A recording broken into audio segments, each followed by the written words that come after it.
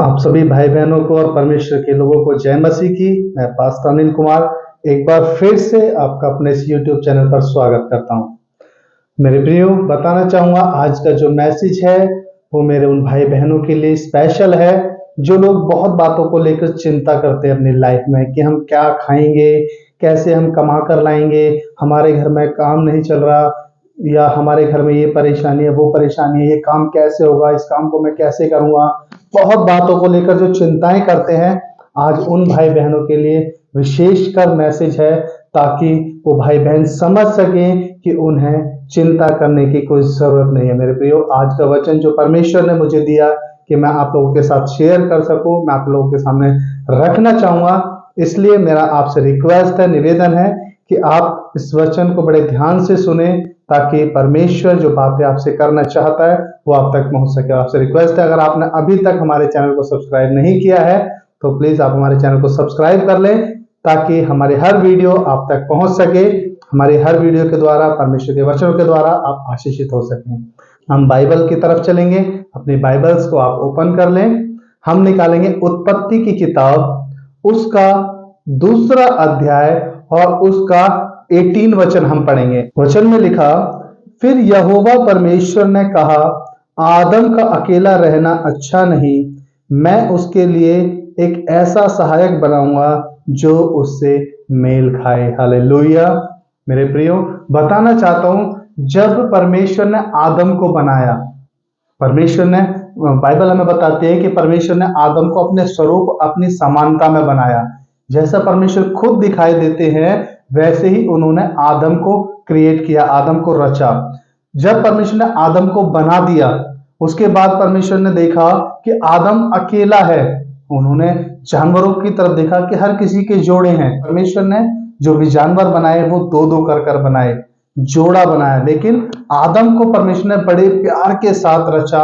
मिट्टी की भूमि लेकर उसे अपने हाथों से बनाया, अपने हाथों से सृजा, और उसके बाद परमेश्वर ने आदम को आशीष भी दी। कहा कि फूलो फलो और इस पृथ्वी में भर जाओ, और जितने भी आकाश के पक्षी हैं, समुद्र के जीव हैं, जितने भी जानवर हैं, सब पर अधिकार रखो। हालेलुया। परमेश्वर आदम की चिंता करते थे।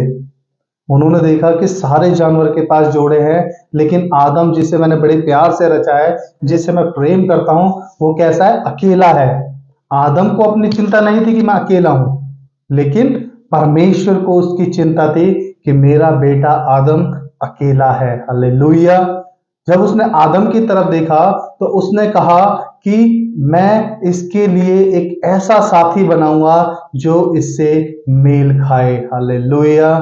मेरे प्रियो, हम बहुत चीजों को लेकर चिंता करते हैं कि हमारा ये काम कैसे होगा, ये काम कैसे होगा, लेकिन हम भूल जाते हैं कि हम जिस परमेश्वर की आराधना करते हैं वो इतना सर्वशक्तिमान परमेश्वर है। उसने हमें अपने हाथों से रचा है, अपने हाथों से बनाया है। इससे पहले कि हम चिंता करें, हमारी चिंता वो करता है। हम भूल जाते हैं इस बात को और हम डिपेंड हो जाते हैं अपने ऊपर।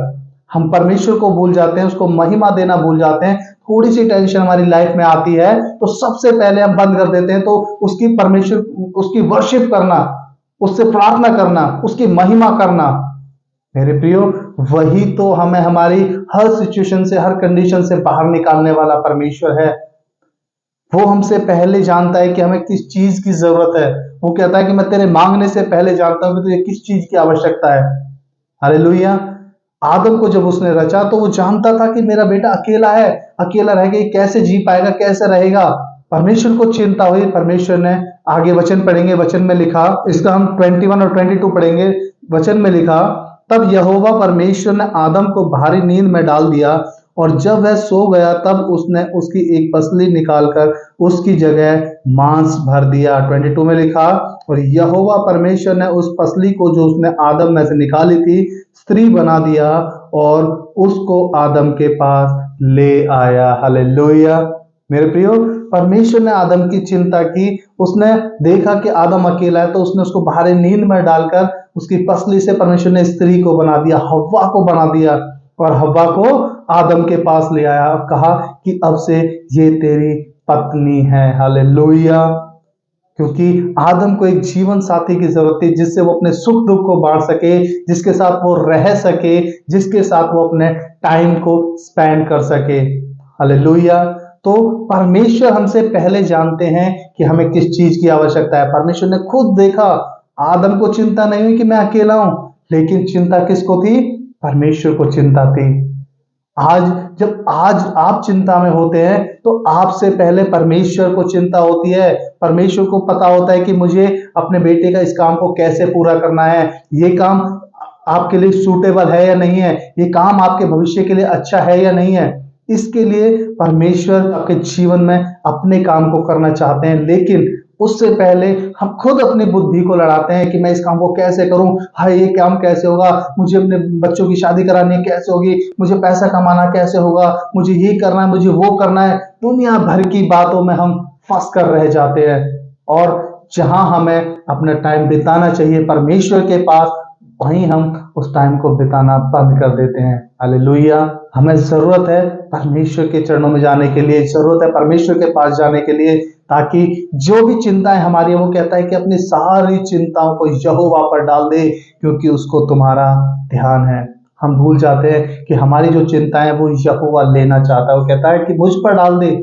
मेरे बेटे, मुझे पता है कि तुझे किस चीज की जरूरत है। मेरे बेटी, मुझे पता है तुझे किस चीज की परेशानी है, मैं उसे पूरा करूंगा। हालेलुया।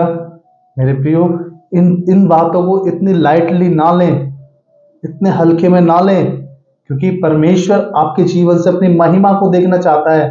और जब आप अपने जीवन से उसकी महिमा को करते हैं तो वो आपके जीवन में आपकी महिमा को ऊंचा कर देता है। हालेलुया। आज मनुष्य सिर्फ अपने प्राण को बचाने के लिए पीछे भाग रहा है कि कैसे मैं जिंदा रह सकूं, कैसे मैं अपने इस काम को पूरा कर सकूं, कैसे मैं अपने उस काम को पूरा कर सकूं। आज मनुष्य सिर्फ अपने प्राणों की और अपनी बॉडी के लिए जी रहा है।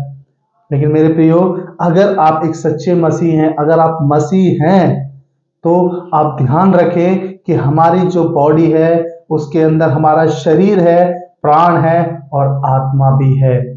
वचन कहता है जो आत्मा के चलाए चलते हैं वे ही परमेश्वर के पुत्र कहलाएंगे, वे ही परमेश्वर के पुत्र हैं। जो शारीरिक दशा में है, जो शारीरिक जीवन जीता है, वो परमेश्वर को कभी प्रसन्न नहीं कर सकता। हालेलुया। यदि हम सिर्फ अपने प्राण की सुधि ले, यदि हम सिर्फ अपने प्राण के बारे में जाने कि हमारे प्राण को क्या अच्छा लगता है, हमारी भावनाओं को क्या अच्छा लगता है, और यदि हम सिर्फ बॉडी को जाने कि हमारी बॉडी को क्या चाहिए, तो मेरे प्रियो, और आत्मा की हम भूल जाते हैं कि जो काम हम कर रहे हैं इससे हमारी आत्मा दुखित होती है, क्योंकि हमारे अंदर परमेश्वर का वो आत्मा डाला गया है जो कि बहुत ही दयालु है, जो बहुत ही नम्र है। हमें कभी भी वो काम नहीं करने चाहिए जो आत्मा के विरोध में है। लेकिन आज सिर्फ मनुष्य प्राणों के पीछे पड़ा हुआ है। आइए हम वचन से पढ़ेंगे, निकालेंगे मत्ती उसका अध्याय और उसका 25 वचन से हम पढ़ेंगे। वचन में लिखा, इसलिए मैं तुमसे कहता हूं कि अपने प्राण के लिए यह चिंता ना करना कि हम क्या खाएंगे और क्या पिएंगे, और ना अपने शरीर के लिए कि क्या पहनेंगे। क्या प्राण भोजन से और शरीर वस्त्र से बढ़कर नहीं? 26 में लिखा, आकाश के पक्षियों को देखो, वे ना बोते हैं, ना काटते हैं, ना खत्तों में बटोरते हैं, फिर भी तुम्हारा स्वर्गीय पिता उनको खिलाता है। क्या तुम उनसे अधिक मूल्य नहीं रखते? हालेलुया। मेरे प्रियो, वचन कह रहा है कि आकाश के पक्षियों को देखो, ना वो बोते हैं। क्या आपने देखा कि कोई पक्षी आकर गेहूं बो रहा है, अपने लिए फसल उगा रहा है? वो कह रहा है कि आकाश के कोई भी पक्षी आप देख लीजिए, ना वो कभी बोता नहीं है, ना वो काटने के लिए मेहनत करता है कि चलो हंसिया लेकर चलते हैं, फसल पक गई हम काट लें। वो कह रहा है कि ना वो बोते हैं ना वो काटते हैं, तो भी परमेश्वर उनकी सुधि रखता है, उन्हें खिलाने के लिए उन्हें खिलाता है ताकि वो जीवित रह सके। तो वो कह रहा है कि आप लोग तो परमेश्वर के लिए कहीं ज्यादा बढ़कर है। आपको तो परमेश्वर ने अपने हाथों से रचा है। हालेलुया। अपने प्रेम के साथ आपको रचा है। वो कह रहा है क्या आप उन लोगों से बढ़कर नहीं? वो कह रहा है कि इसीलिए इसीलिए तू अपने प्राण के लिए चिंता ना करना कि हम क्या खाएंगे, क्या पिएंगे या क्या पहनेंगे। हालेलुया। मेरे प्रियो, हमें परमेश्वर कह रहे हैं कि चिंता करने की जरूरत नहीं है कि हम क्या खाएंगे क्या पिएंगे। इसका मतलब ये नहीं, बहुत से मेरे भाई बहन मजाक उड़ाने के लिए कह देते हैं कि इसका मतलब तो हम कमाए नहीं तो परमेश्वर हमें आकर घर में दे जाएंगे। मेरे प्रिय, वो कहता है, वचन कहता है कि मैं तेरे हाथों के काम पर आशीष दूंगा। वचन कहता है कि जिस काम में तू हाथ लगाएगा मैं तुझे उसमें सफल करूंगा। हालेलुया।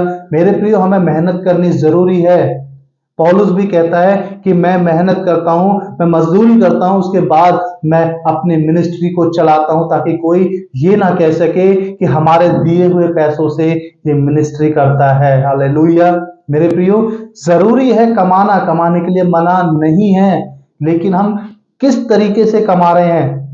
अगर हम किसी का बुरा करके कमा रहे हैं, किसी को धोखा देकर कमा रहे हैं, तो मेरे प्रियो वो कमाई हमारे आत्मा को हर्ट करती है। और जब हमारी आत्मा दुखित होती है तो हमारा परमेश्वर भी दुखित होता है, क्योंकि वो कहता है कि तुम पवित्र आत्मा का मंदिर हो, पवित्र आत्मा तुम्हारे अंदर रहता है। हालेलुया।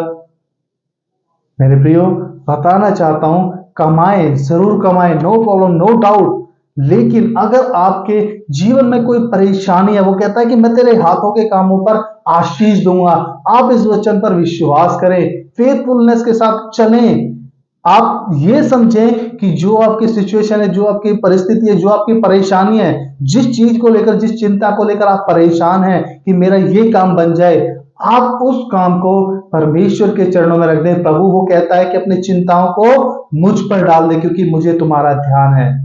वो कह रहा है कि जो तुम्हारी चिंताएं हैं, जो तुम्हारे दर्शन है, उन्हें मुझे दे दे। उन दर्शनों को, उन चिंताओं को परमेश्वर के सामने आप रखें। अपनी बुद्धि का सहारा ना लें कि किस तरीके से मैं ऐसे कर दूं। अगर आप अपनी बुद्धि का सहारा लेते हैं तो कहीं ना कहीं आप पाप में फंस जाते हैं और पाप कर बैठते हैं। हालेलुया। वो कह रहा है कि अपनी सारी चिंताओं को मुझ पर डाल दे।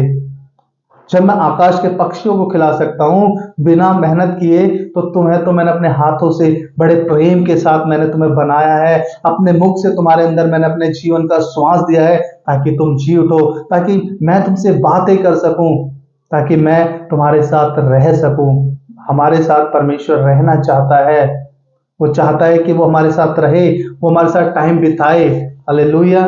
मेरे प्रियो, इसीलिए परमेश्वर का वचन कह रहा है कि सारी चिंताएं मुझ पर डाल दे। हमें जरूरत नहीं कि हम खुद उन चिंताओं में उलझे रहे, पड़े रहें। अगर आपको कोई परेशानी है, अगर आपको कोई टेंशन है, तो आप उस टेंशन को, उस परेशानी को परमेश्वर के सामने रख दें कि प्रभु, आपने कहा है कि अपनी सारी चिंताओं को मुझे दे दो, क्योंकि मुझे तुम्हारा ध्यान है। प्रभु, आपको मेरा ध्यान है। मैं जो भी कमाता हूं या मैं जो भी काम करता हूं, आपने कहा है कि मैं तेरे हाथ के कामों पर आशीष दूंगा। प्रभु, मेरे काम पर आप आशीष दीजिए ताकि मैं अपने इन कामों को अच्छे से कर पाऊं, ताकि मेरा घर परिवार अच्छे से चल पाए, ताकि मेरे दर्शन अच्छे से पूरे हो पाए। जब आप इस प्रेम के साथ परमेश्वर के पास जाते हैं तो डेफिनेटली मैं आज ये प्रोफेसी करता हूं यीशु के नाम में कि आपके हाथों के कामों पर आशीष मिलेगी यीशु के नाम में। हालेलुया। मेरे प्रियो, लेकिन जरूरी है कि सबसे पहले उस परमेश्वर के सामने जाएं। 6:33 पढ़ेंगे। लिखा, इसलिए पहले तुम परमेश्वर के राज्य और उसके धर्म की खोज करो, तो ये सब वस्तुएं तुम्हें अपने आप मिल जाएंगी। हालेलुया। मेरे प्रियो, वचन कह रहा है कि इसलिए चिंता करना छोड़ो। वो कह रहा है कि तुम सिर्फ परमेश्वर के धर्म और राज्य की खोज करो। परमेश्वर का धर्म क्या है? लिखा, नीति वचन में हम पढ़ते तो लिखा कि परमेश्वर को जानना, परमेश्वर को जानना, उस पर विश्वास करना, ये हमारा धर्म है। हालेलुया। और राज्य क्या है? परमेश्वर का राज्य है कि परमेश्वर का जो वचन हमें मिला उसे दूसरों तक पहुंचाना, वो परमेश्वर का राज्य है। हालेलुया। क्योंकि जब हम परमेश्वर के सुसमाचार को दूसरे लोगों तक पहुंचाते हैं और जब सामने वाले भाई बहन उस सुसमाचार पर विश्वास करते हैं और हमारे परमेश्वर पर अपने विश्वास को, अपने ईमान को लेकर आ जाते हैं, तो वो परमेश्वर का राज्य है। हालेलुया। जरूरत है कि हम परमेश्वर को अच्छे से जानें, उसके राज्य को हम आगे बढ़ाएं। वो कह रहा है इसके बाद, जो भी तेरी जरूरतें होंगी मेरे बेटे मेरी बेटी, मैं जानता हूं कि तुझे किस चीज की आवश्यकता है। वो कह रहा है कि जब तुम उसके धर्म और राज्य की खोज करोगे तो बाकी सारी वस्तुएं तुम्हें अपने आप मिल जाएंगी, तुम्हें अपने आप मिल जाएंगी, तुम्हें ढूंढने की जरूरत नहीं है, वो खुद ब खुद चलकर आपके पास आएंगी। हालेलुया मेरे प्रियो, इसीलिए मैं आपसे कह रहा हूं कि चिंता करना छोड़ो। आज के वचन में परमेश्वर ने ही बोला कि चिंता करने की जरूरत नहीं है, क्योंकि मैं जब आपकी चिंता करता हूं तो आप क्यों चिंता करते हैं। हालेलुया मेरे प्रियो, आशा करता हूं आज के मैसेज से, आज के वचन से आपको आशीष मिली होगी। अगर आपको आशीष मिली तो हमें जरूर बताएं। हमारे इस वीडियो को अपने भाई बहनों तक जिन्हें परमेश्वर के वचन की जरूरत है शेयर जरूर करें। आप सभी को जय मसीह की। परमेश्वर बहुत आशीष दे। आमीन।